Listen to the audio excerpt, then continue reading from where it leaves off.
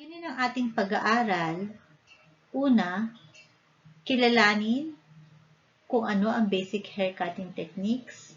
Pangalawa, ang mga gamit or alintuntunin ng basic hair cutting techniques. Ang pangatlo ay matutunan ang mga iba't ibang klase ng basic hair cutting. Ang paraan ng ating pag-aaral ay through lecture, lively discussion, video presentation, and short quiz. Ano ang one length or solid haircut? Ang ibig sabihin ay pantay ang border ng likod at saka ng gilid. Ang tatlong larawan na hango sa mcsara.com na ito ay pinakikita ang tatlong klase ng one solid haircut. Isang pwedeng above the shoulder, isang pwedeng below the shoulder, at isang pwede naman na above the shoulder at saka meron siyang solid cut with fringe.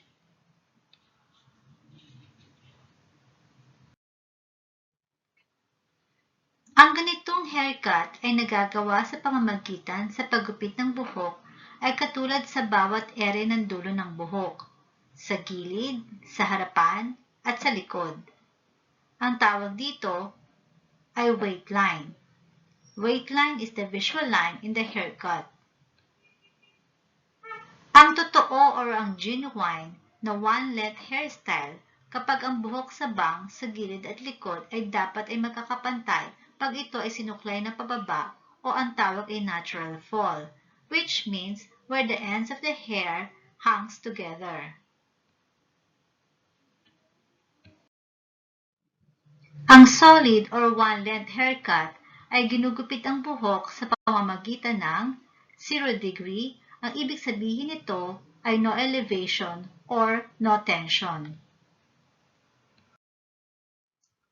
Ano ang tamang head position ng kliyente sa ganitong gupit? Ang head position ay dapat nakatayo at diretso lamang para sa ganitong gupit.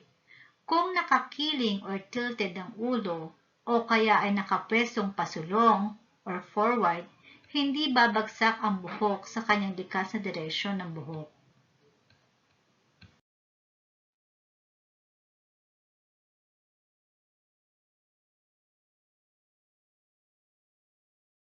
Ano-ano ang nararapat na gawin bago maggupit ng buhok? Paupuin ng maayos ang kliyente. Suklayin ng bahagya ang buhok gamit ang paddle brush, pamula sa tuktok, pinakataas, pababa. Suriin ang hugis ng muka, korte ng ulo, at tekstura ng buhok. Checken ang status ng anit, kung ito ba ay merong head lice o kuto o sugat. Dahil kung may mga ganitong pagkakataon, kinakailangan irekomenda ang kliyente sa dermatologist upang ito ay magamot. Ang susunod po nating topic ay pagtalakay sa wastong paraan ng paggugupit.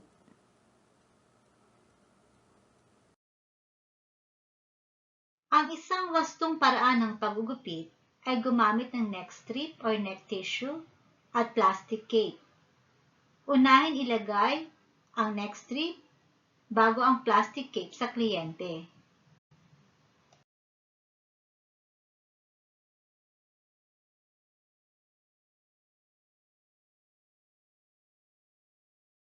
Po ako ng white cape para mas visualize natin yung black hair ng ating model para mas makita nyo pag tayo naggupit. Okay? So, back to our lesson. So, dry na siya. So, we have to moisturize again the hair. Then, comb it natural fall. Comb it. Then, we get our first guide.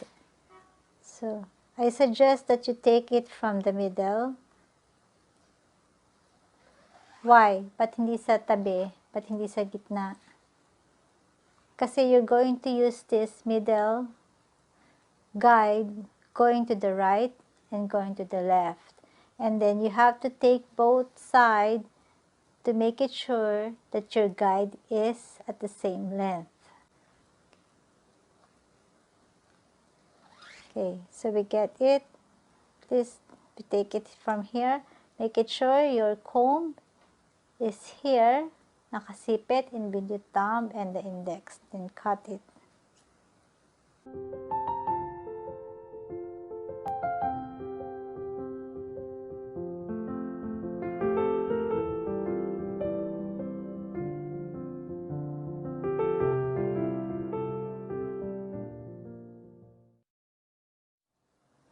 So how to check the length?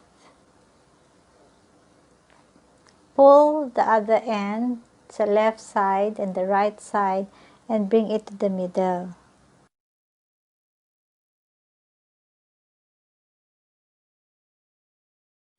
Our scissor is closed, our comb is in the other hand as well.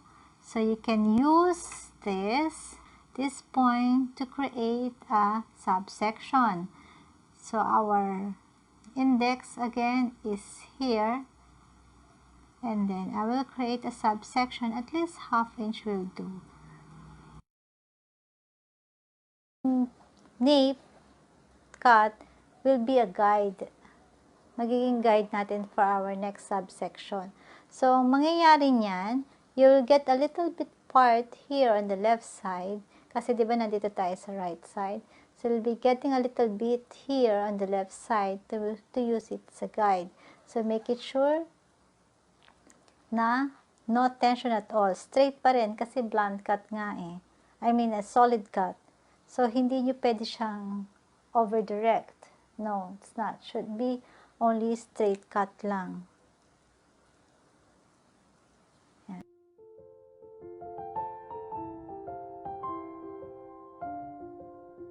Kitang-kita nyo na agad yung guide na kinat nyo earlier for the first, yung first cut sa nape.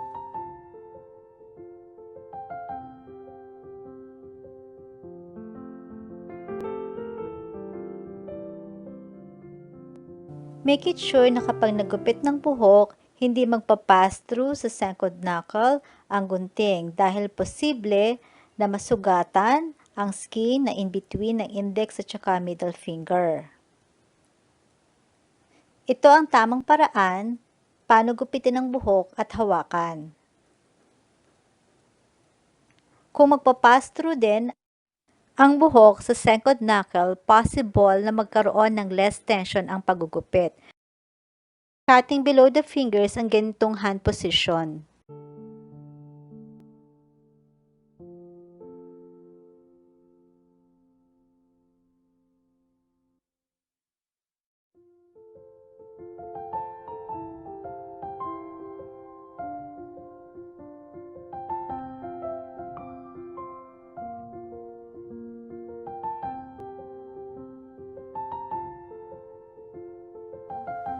Comb it, not natural fall, and then try to get the last remaining part of this crown section side. So, lilipat tayo sa kabila. Okay? Ito na. Make sure your finger angle is horizontal, just above the cutting line. Second, keep your shears horizontal and parallel to the floor.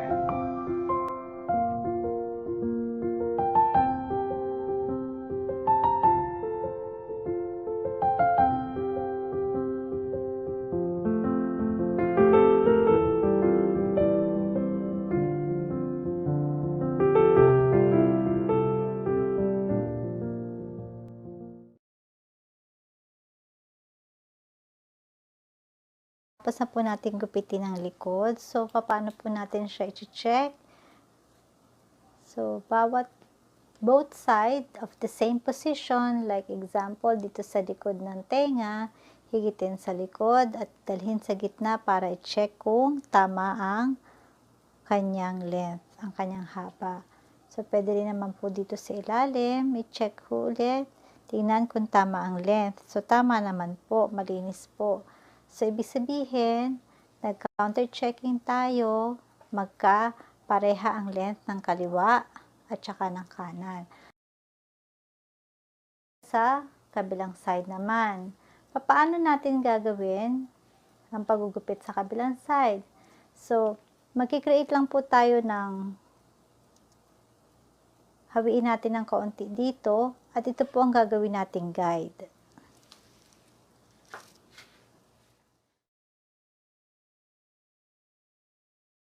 Pagka po kayo ay nag-clip ng buhok, huwag niyo pong dadalahin ang buhok sa harapan ng mukha ng kliyente.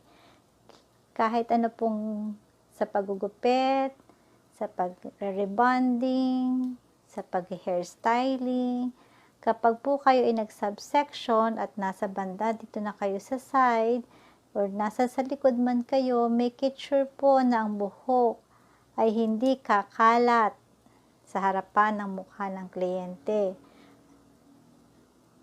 Lagi pong pa-side o palikod ang dala ng buhok. Moisturize. And then, this is our guide sa likod.